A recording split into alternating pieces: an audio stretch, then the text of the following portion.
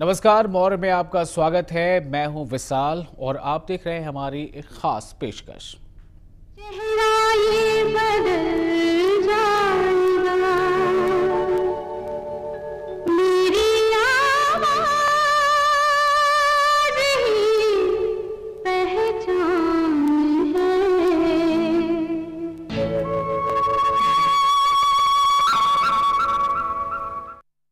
जी हाँ, यही है हमारी खास पेशकश, बस नाम रह जाएगा।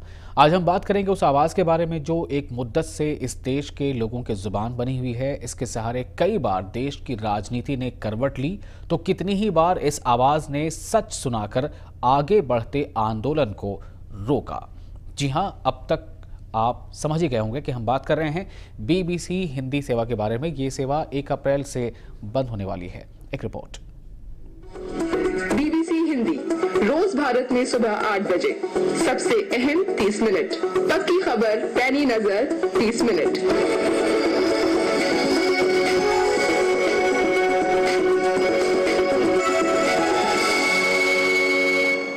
बीबीसी समाचार सुशीला सिंह से। इस लाइन का महत्व हिंदी भाषियों के लिए क्या है, इस बात को शायद लंदन में बैठे बीबीसी के वरिष्ठ अधिकारी नहीं समझते। नहीं तो आवंटन में महज 16% की कमी के कारण बीबीसी की हिंदी सेवा पर गाज नहीं गिरती। सन 1932 से भारत में बीबीसी हिंदी सेवा चालू है और 1970-80 तक आते आते इसकी पैठ इतनी गहरी हो गई कि किसी भी बड़ी खबर के लिए हिंदी पट्टी के लोग बीबीसी के प्रसारण का इंतजार करने लगे। 6 फरवरी दिन रविवार सभी श्रोताओं को राजेश जोशी का नमस्कार। मिस्र को लेकर अमेरिकी नीति पर धुंध छाई। राष्ट्रपति ओबामा के विशेष दूत फ्रैंक विजनर ने हुस्नी मुबारक की तरफदारी की। कि मेरे ख्याल से एक तरह से ये आघात है, क्योंकि बीबीसी की अपनी एक विश्वसनीयता है और गांव के भी लोग, गांव देहात, मैं समझता हूँ बिहार में तो निश्चित तौर पे बड़ी लोगों को मायूसी हो जाएगी। लेकिन अब ये खबर आ रही है कि बीबीसी ने अपनी सेवा को आगामी 1 अप्रैल से बंद करने का फैसला किया है। बीबीसी ने फैसला किया है कि विश्व स्तर पर 650 कर्मचारियों की छटनी कर दी जाए। इसके पहले वॉइस ऑफ अमेरिका ने भी अपनी हिंदी सेवा को बंद कर दिया। देखिए, बाजारवाद का असर हर जगह है और उससे पत्रकारिता भी अछूती नहीं रह सकती है।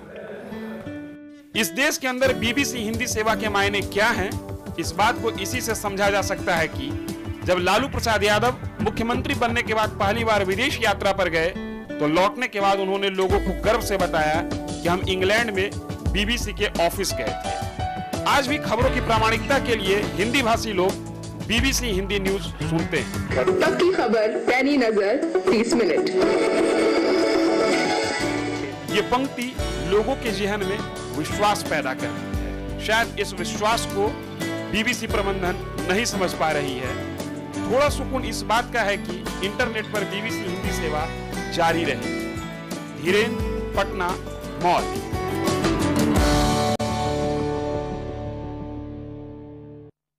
और इस बारे में अब बातचीत के लिए हमारे साथ स्टूडियो में मौजूद हैं डॉक्टर एन एन पांडे, माफ कीजिएगा, डॉक्टर एन पांडे, जो पटना दूरदर्शन के पूर्व निदेशक हैं, और साथ ही साथ सामाजिक कार्यकर्ता रंजू कुमार और वरिष्ठ पत्रकार सुकांत जी। आप तीनों का बहुत बहुत स्वागत है मौर्य टीवी स्टूडियो में।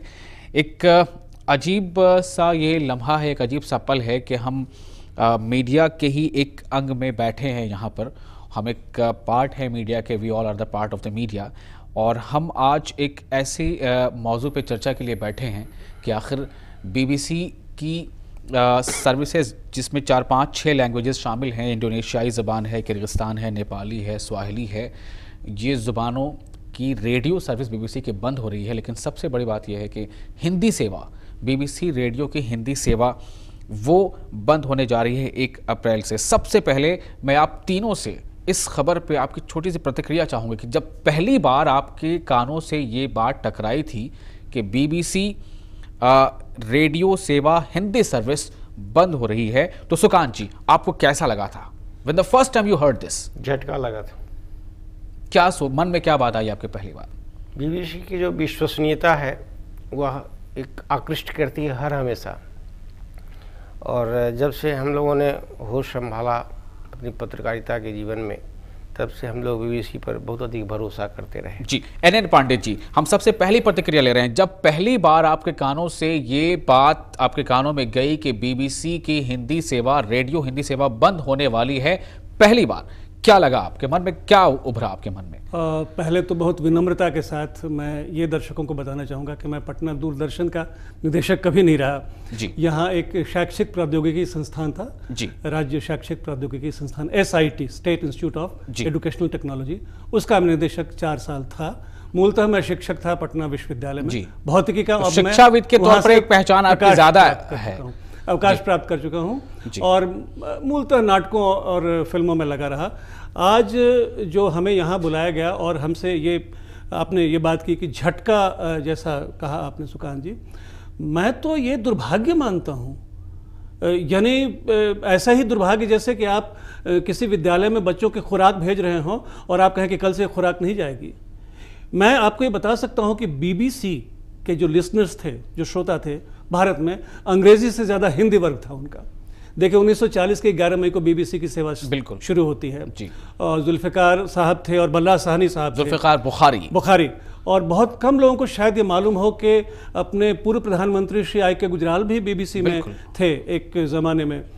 तो बड़े बड़े लोग थे। और मैं सबसे बड़ी बात आपको बताऊं कि 3 चीज़ों के लिए, विश्वसनीयता और त्वरित और निष्पक्ष जिम्मेदारी और जिम्मेदारी पूर्ण व्यवहार जो इनका होता था, किसी भी भाषा में कहें। और हिंदी के तो इतने श्रोता थे, मोर देन 10 मिलियंस। आपको यकीन नहीं होगा कि रिक्शे वालों से लेकर और विद्यार्थियों से लेकर और बड़े बड़े लोगों तक। और ये मैं आपको बता दूं कि कॉम्पिटिटिव एग्जाम्स की तैयारी लोग BBC की विवेचना सुन के करते थे। मतलब ऐसा लगता है कि BBC पे अगर हम कोई एक प्रोग्राम सुन रहे हैं, उसमें जो कुछ फैक्ट्स हमें दिए गए हैं जानकारी के मुताबिक, सन, ईयर, घटना, तो वो एक हिस्ट्री है और वो एक मतलब कि एनसाइक्लोपीडिया के तौर पर जानकारी है जो बिल्कुल सही है, निष्पक्ष, सही और द्रुत गति से जी तुरंत। रंजीव कुमार जी, लगता है NN पांडे जी को पहली बार जब ये सुनाई पड़ा तो कुछ ज्यादा ही झटका लगा है। बहुत लंबा से इन्होंने प्रतिक्रिया, अपनी लंबी प्रतिक्रिया दी है। रंजीव कुमार जी, आपसे जानना चाहूँगा, हालांकि बहुत ही संजीदा प्रश्न है ये, लेकिन एक हकीकत है, उसका सामना करना पड़ेगा हमें और आपको। पहली बार जब आपने सुना कि BBC रेडियो की हिंदी सर्विस बंद होने जा रही है, हो सकता है कि अभी नहीं, अभी से पहले आपने सुना हो, पहली बार जैसे आपने सुना, आपके मन में क्या उभरा, क्या प्रतिक्रिया थी आपकी, कैसा लगा आपको? दुखद है ये, और दुखद लगा भी कि ये दुखद है, क्योंकि ये हमारे लिए हिंदी क्या कहते हैं, श्रोता के लिए उतना जितना दुखद है, उससे ज़्यादा तो BBC जैसे विश्वसनीय और बड़े संस्थान के लिए दुखद है कि लगभग मैंने कहा जाए तो अंग्रेजी से बड़ी भाषा मैं मानता हूँ हिंदी को। और उसकी किस संदर्भ में? बोलने, चलने और इस्तेमाल करने के सब मामले में, मतलब कि number of people who are using this language is more than that the using in English. और नहीं तो कम से कम बराबर तो है ही पूरी दुनिया में जी। उस भाषा का जो एक विश्वसनीय समाचार माध्यम था, जिसको लोग रेफरेंस न्यूज़ चैनल भी एक तरह से मानते थे। और अभी हमारे वरिष्ठ और एक कसौटी मानते थे कहीं ना कहीं कि अगर बाकी चीजें कहीं से छन के आ रही हैं तो ठीक है, मानेंगे नहीं मानेंगे, लेकिन जब BBC पे सुन लिया तो फिर मुहर लग गई, फाइनल हो गया।